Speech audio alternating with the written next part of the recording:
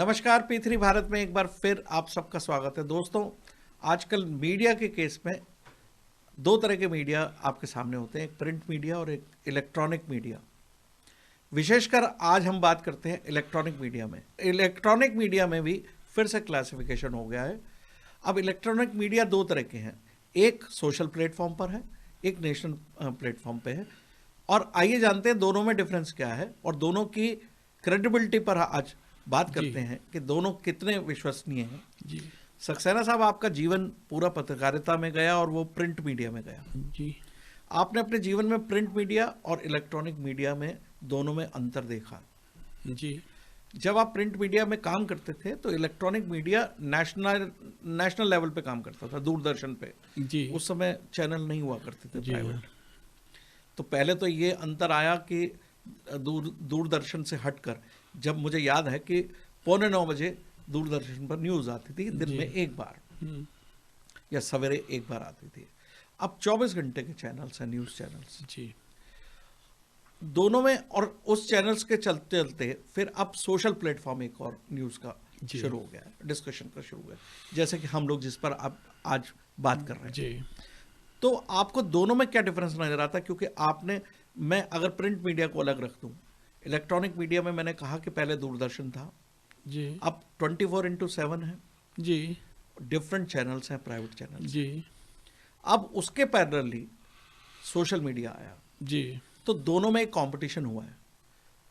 तो क्या डिफरेंस देखते हैं आप कि इलेक्ट्रॉनिक, जहां तक नेशनल चैनल्स का सवाल है जो सैटेलाइट से चलते हैं, जी उनके बारे में आप क्या कहना चाहते हैं? उनकी विश्वसनीयता के बारे में क्या कहना चाहते हैं? देखिए, कमोवेश मैं एक चीज़ आपसे कहता हूँ जो मेरा ऑब्जर्वेशन है जी। और जो आपसे डिस्कशन में ये मेरे ख्याल से तय हुआ कि जो हमारा सोशल मीडिया है वो अभिव्यक्ति की आज़ादी 19 आर्टिकल 19 के कसौटी पे पूरा खरा है। जी वो उसका भरपूर उपयोग करता है। जी और जबकि इलेक्ट्रॉनिक मीडिया जो से आप नेशनल मीडिया कह रहे थे या कंट्रोल मीडिया थ्रू सैटेलाइट आता है, उसे कई गेटवे क्रॉस करने पड़ते हैं लिसनर्स के लिए तक क्या उनकी पहुंचने के मजबूरी लिए। बता रहे हैं या उनकी वर्किंग बता रहे हैं? नहीं, उनकी वर्किंग में भी आ गया है, अब तो हैबिट हो जाती है ना, और उनकी मजबूरी तो है ही। अगर एक एंकर या एक उसका प्रेजेंटर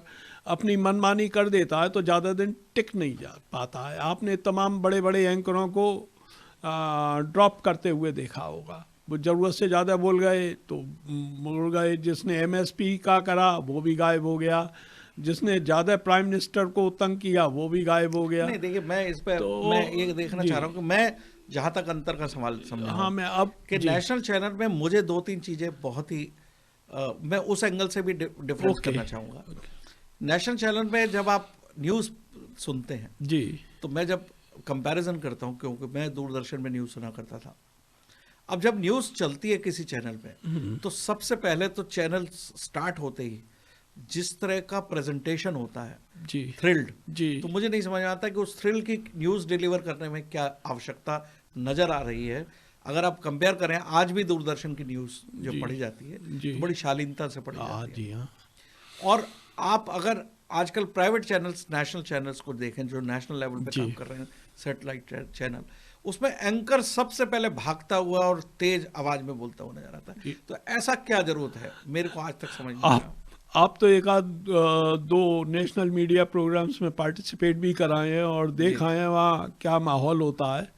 तो ये कंपटीशन सा हो मैं गया। आपको बता रहा हूँ, सबसे बड़ी चीज़ है वहाँ पे मेन जो इशू है कि टीआरपी बढ़ाना। उसमें तो किसी भी हद तक जा सकते किसी भी हद तक जाने के लिए आप ये एंकर्स को सेलिब्रिटी करके पेश कर देते हैं और सेलिब्रिटीज़ को ही बुला लेते हैं कुछ इवेंट्स और कहते हैं ग्राउंड जीरो पे हूँ, चाहे भले ही वो। हैं। मैं कई बार ये देख हाँ, के तो ये ताज्जुब करता चीज़ें हूं। हैं और ये टीआरपी भी जाना जरूरी है, क्योंकि रेवेन्यू कहाँ से आए? कोई गवर्नमेंट तो मेन रिसोर्स है, जहां कॉर्पोरेट तक सेक्टर क्रेडिबिलिटी का है। सवाल है, उसके साथ इसका मतलब कंप्रोमाइज हो रहा है टीआरपी के नाम पर। एक शब्द आपने देखा हो, एक शब्द आता है ब्रेकिंग न्यूज।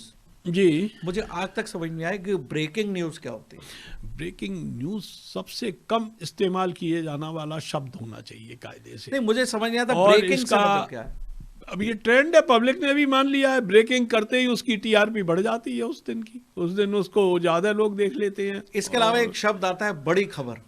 और ये तो आपके ये स्व सर्जित है, चाहे जो करके वो किसी तरीके से सक्सेना इन्वॉल्व साहब कर एक लेते शब्द और हैं। आता है बड़ी खबर, तो जी। मुझे समझ नहीं आता बड़ी और छोटी खबर क्या होती है। ये इनका सोचने का नज़रिया। कुछ खबरें जो नेशनल पॉलिटिक्स को या नेशनल इवेंट्स को या इंटरनेशनल इश्यूज को हाईलाइट करती हैं। दोस्तों, आपने देखा कि नेशनल चैनल पे मैंने 3 आपत्तिजनक शब्द का आपका ध्यान आकर्षित किया, जिसमें ब्रेकिंग न्यूज़, एंकर का चिल्लाना और बड़ी खबर।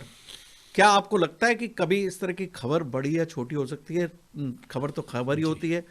आइए फिर से चलते हैं सक्सेना साहब के साथ कि वो क्या अपनी प्रतिक्रिया देते हैं नेशनल चैनल पे। मैंने आपको 3 चीजें बताई जी। इसके अलावा सक्सेना साहब एक चौथी चीज और है हाँ कि वो डिबेट पे लोगों को बुलाते हैं और विभिन्न पार्टीज के प्रवक्ता को बुलाते हैं, उसमें लड़ाई तक हो जाती है जी हाँ और मारपीट तक होती है जी और उसके बाद वो चैनल बंद नहीं किया जाता और उनको लगातार बुलाया जाता है। जी। तो क्या आपको लगता है कि नेशनल चैनल लोगों ने देखना बंद कर दिया है, इसलिए सोशल मीडिया एक्टिव हो गया है? जी, डिबेट्स को अनऑर्गेनाइज वे में या ज़बरदस्ती प्रोवोक करना, कुछ उल्टा सीधा बोलने का ये ट्रेंड चालू है। और इसको चैनलाइज, इसको रेगुलेट करने के लिए अभी हाल में ही एक हमारे पार्लियामेंट मेंबर हैं श्याम सिंह यादव जी, जो आगरा के मेरे दोस्त हैं। जी अच्छा, जो आगरा के म्यूनिसिपल कमिश्नर भी रहे। उन्होंने एक चैनल पे डिबेट में कहा कि भाई ये बीच में इंटरफियरेंस बंद कराइए। फिर उन्होंने एंकर को डांटा कि आप इसका म्यूट क्यों नहीं कर देते हैं, आप जबरदस्ती, आप चाहते हैं कि ये उधर चलता रहे, का काम होता है, ये आप गलत कर रहे हैं। मेरे ख्याल से ये अकेला है। मैंने कमेंट सुना है इस टीवी डिबेट्स में जो मिस्टर श्याम सिंह यादव ने बोला, मुझे बड़ा जौनपुर से एमपी है, बसपा से, मुझे अच्छा लगा। वो प्रैक्टिकल, वो जानते हैं, वो ऑफिशियल्स तमाम तरीके जानते हैं। उन्होंने कहा इसे म्यूट करिए, जिसको बुलवाना है आप उसे बुलवाइए। मैं समझता हूँ कि आवश्यकता आविष्कार की जननी होती है। जी। तो मुझे लगता है कि नेशनल चैनल्स की विश्वसनीयता में जब कमी आई है तो उसके पैरेलली सोशल मीडिया डेवलप किया है। जी। हम लोग जैसे यूट्यूब चैनल पे अभी आज सोशल मीडिया पर ही हैं, तो हम लोग जो बात कह रहे हैं वो ऑथेंटिकेटेड और बहुत सोच समझ के बात कर रहे हैं। ना तो हम चिल्ला रहे हैं, ना कोई ब्रेकिंग न्यूज़ दे रहे हैं, हम आपके साथ डिबेट कर रहे हैं, तो उसमें एक सार्थकता है।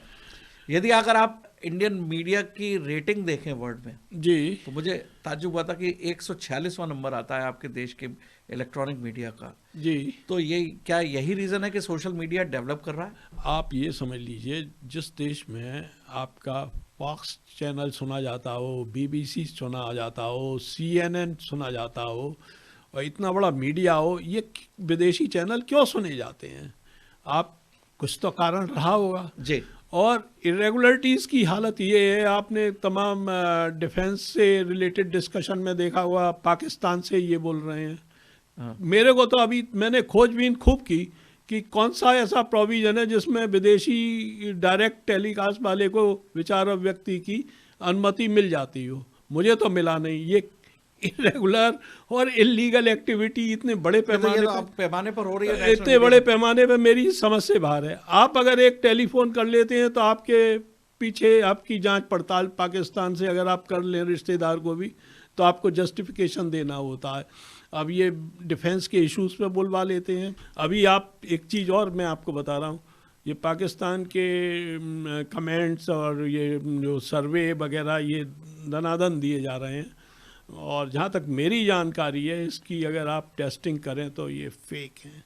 तो ये सब बड़े पैमाने पे चल रहा है। मुझे लगता है सक्सेना साहब, सोशल मीडिया का जो प्रादुर्भाव हुआ है जी, वो इसलिए वजह हुआ है कि नेशनल चैनल की विश्वसनीयता कम हो गई है। जी। लेकिन सोशल मीडिया में भी एक बहुत, देखिए, जो भी कार्य होता है तो उसमें नेगेटिव और पॉजिटिव सब भी होते हैं।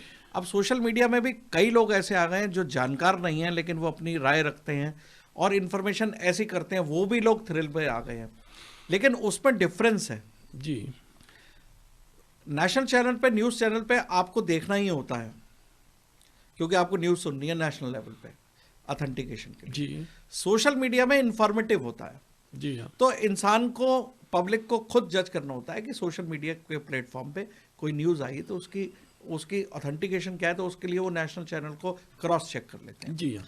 तो सोशल मीडिया का दुरुपयोग भी शुरू हो गया है। लोग जो है एक थ्रिल बनाने के लिए डिफरेंट तरीके के स्लोगन बना के न्यूज़ भेजते हैं, लेकिन वो बहुत दिनों तक चल नहीं पाते हैं। जी। लेकिन अभी देखिए, मैं समझता हूँ कि देश का जो न्यायपालिका है, उन्होंने भी सोशल मीडिया के बारे में कहा कि सोशल मीडिया को हम रोक नहीं पा रहे हैं।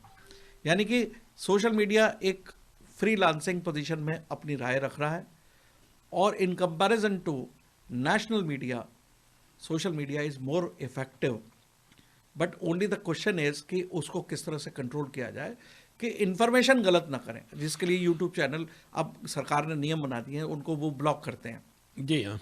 यदि कोई इलीगल बात कही जाती है या नेशनल इंटरेस्ट में बात नहीं कही जाती है तो उनको ब्लॉक कर दिया जाता है, देश हित को ध्यान में रखते हुए। जी। लेकिन अभिव्यक्ति की आज़ादी का जहाँ तक सवाल है संविधान के द्वारा, मैं समझता हूँ नेशनल मीडिया पे अभिव्यक्ति की आज़ादी अब नज़र नहीं आती है। वो सेलेक्टेड मीडिया है, जबकि सोशल मीडिया में किसी के पास पावर नहीं कि उसको मेरी बात को कोई रोक पाए। मुझे अपनी बात कहनी है तो मैं एक्सप्रेस कर सकता हूँ, जैसे अभी कर रहा हूँ। लेकिन अगर मैं नेशनल इंटरेस्ट के खिलाफ जाता हूं तो मेरे चैनल पे वॉच होगा। तो मैं समझता हूं कि सोशल मीडिया आज की डेट में ज़्यादा विश्वसनीय है, बशर्ते कि देखने वाला व्यक्ति उस सोशल मीडिया पर आई हुई इंफॉर्मेशन को कुछ भी कैलकुलेटिव मैनर में देखता हो या लॉजिकली मैनर में देखता हो। और क्योंकि सोशल मीडिया एक ऐसा मीडिया है जो इमीडिएट सर्कुलेट होता है और करोड़ों लोगों में इमीडिएटली डिस्ट्रीब्यूट होती है इंफॉर्मेशन, तो मुझे लगता है कि सोशल मीडिया पे भी जो जितने लोग काम कर रहे हैं उनको अपनी क्रेडिबिलिटी क्रिएट करने के लिए कुछ इस तरह की बात नहीं कहनी चाहिए जिसके बारे में या तो उनको जानकारी ना हो या वो समाज को भ्रमित करते हों। तो ये एक खतरनाक स्टेज होगी, क्योंकि अगर आप कोई बात कहते हैं तो वो एकदम तमाम लोगों के पास पहुंचती है आज के इंटरनेट मीडिया में। तो आइए चलते हैं, देखिए सोशल मीडिया में आने वाले समय पे कितनी और क्रांति होती है, और फिर इसमें भी प्योरिफिकेशन होगा, और वही सोशल मीडिया प्लेटफॉर्म पे रुक पाएगा जिसकी इंफॉर्मेशन ऑथेंटिकेटेड और लॉजिकल होगी। धन्यवाद।